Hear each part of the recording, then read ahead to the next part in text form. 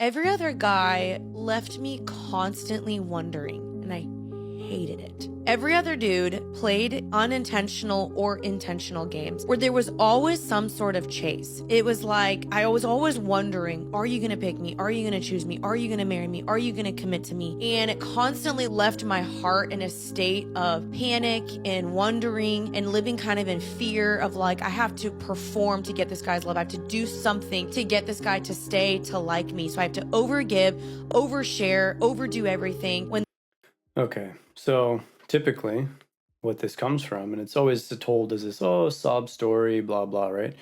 It's always the poor girl. The truth is, she's picking guys that are top shelf, the best quality you can get, okay? And then she's wondering why these guys aren't just opening the door and giving them everything. And it's your own fault, okay? You pick a certain guy that everybody wants, right? Because it's not common. And we can easily find the statistics on that if we really want to. The type of guys that you're into are not common. So, what you think you need to do and what you think the dynamic needs to be versus what it is in actuality is completely different. Okay, the thing you were taught your whole life is completely wrong because you're going for a guy that is better than you, and you've been trained to think that you are the prize when you are obviously not. Not in this scenario. Because in the end, what is the prize? The prize is the harder to obtain person, right? Or the person that brings more value, or both. Okay. That is the way nature has always been. And women have been picking these types of guys for thousands of years. The main difference is now for some, well, not some reason, there's a whole logic to why this is going on. But the reality is that girls now feel entitled to princess treatment when they're picking people that are objectively better than they are. And there's nothing wrong with that. It is what it is. We reward people that are objectively good. And people always want to pull the spiritual card. I'd be like, oh, but spiritually, we're all the same. Yeah, we don't live just a spiritual life. There's a physical life that we are living. And in this physical life, outside of the spiritual ideology, right, there is people that are just better performers and people that are also moral. It's not like every person that's successful is automatically immoral. Some people just genuinely have good ideas, they work hard, they actualize these ideas, and we reward them for this. The system, life in general, rewards them for this because they take on more responsibility. All right. So they are now high value individuals that bring a lot of value and create value from nothing. And people have a really hard time accepting this because they just want to cope all the time. And of course, and by the way, guys cope with this nonstop. Guys are also cope artists when it comes to the competitive nature and the competitive side of the game. They love to pretend they can sit there with potential and potential, whatever that means, but they never actually do anything to actualize this idea they have in their head about what they think they should be, right? It's just a series of copes, basically. Women, on the other hand, also buy into the same cope that they are the prize. They are clearly not the prize, not for the guy they actually want. Yes, you're going to have to retain him. Yes, you're going to have to put in effort. That is the nature of how this works. If you want to be lazy, then go for the average guy. Okay, that guy will treat you like the prize, but you don't want that. Okay, that's too boring for you. So it is what it is. Okay, pick your unhappiness. I heard this saying, and it's sort of true because these days it's really hard for a guy and a girl to come together and be like, yeah, you know what? We're like a good match. You know, it's very hard to get to that point these days. Because before it's like, yeah, you know what? We're a good match. I like this. We're good. This works. And then just choosing to be happy, you know, having some sort of idealistic dynamic where you do things for each other and people naturally play their roles and things are good. Okay. The guy does his job, provides whatever, provides a secure environment, provides excitement. The girl, feminine, does her role, does the little things that she enjoys doing that the guy typically doesn't, right? Fills in the gaps. And it's a good dynamic. Okay. There's not this constant tallying of who's doing what, right? It's a give and take scenario, not just take, but also give. Okay. Not just where the guy has to give. And I know a lot of girls are gonna be like, oh, but I gave so much. It's like typically girls are even delusional about what they even give in relationships in the first place. Okay. So, long story short, that was a bit of a rant. My point was made.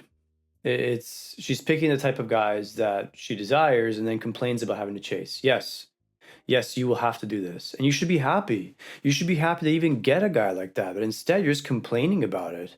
And then you lower your standards and then you take out your anger on a guy that's, doesn't have the same ambition, doesn't have the same desire to chase for success or whatever. And then you take it out on him in a different form. This is normally what happens. So everything that you're saying, whatever. I don't believe it until I see it. That's not the point. The point is that I am the prize and the man should be the pursuer and have you be the treasure that he has to find. And you treasured me. You sought me. You pursued me. You wanted me. I didn't have to do anything to earn your love and to get your love. It felt like every other guy was like me plus this. And it was exhausting. And the right guy is going to like you for you. Okay, like you for you, hey? So what about when you have an OnlyFans page? You're supposed to just accept a girl that does this? What about when you've been with who knows how many partners? Is that something that a guy needs to accept? What about when you have tons of unresolved trauma? Is that something a guy's supposed to accept? What if you have some sort of drug dependency? Is that something a guy's supposed to accept? What about when you're constantly flashing your body on social media for validation? Is that something a guy should accept? Is that all? Are all the things I just said you? I'd love to see the reality of who she's talking to, and I actually might go take a look at that just purely for analysis and commentary. But I can imagine. I can imagine because if you look at these eyes, these are troubled eyes, right? They're not happy, joyful eyes. They're just, I'm so tired of doing what I have to do. I'm sick of competing. I don't feel like I should have to compete. I shouldn't have to. I should be purely loved for who I am. But at the same time, are you going to extend that unconditional love to the other person without having fulfilled X, Y, Z categories or metrics or checkboxes, we'll call it? I'd be willing to bet that probably not. And this is why a lot of guys are tired. They're really tired of this. It's such a fantasy game and it's exhausting. Guys are exhausted. This is why guys have to do this. There's no choice, right? Because a girl will claim that she can unconditionally love, but then if you think about it realistically, she wouldn't give you a chance unless you meet X, Y, Z point to start with. So by the foundation of it all, right from the get-go, there is conditions.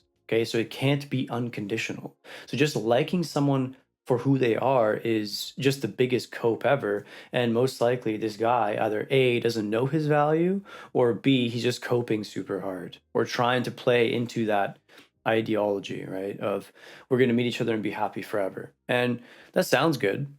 It sounds great, but it requires two parties to do a certain part. And I think guys are tired of going to the store and constantly being told that the product that's available for this price is a good price when they know it's not. They know that the price is just too high.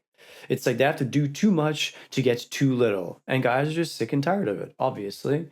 And girls, instead of being like, why are guys tired of this? They're like, no, this is their fault. It's like, okay, well, have fun with your simp, I guess. If you like this type of content, don't forget to like and subscribe. If you need help with dating, make sure to check the links in the description below.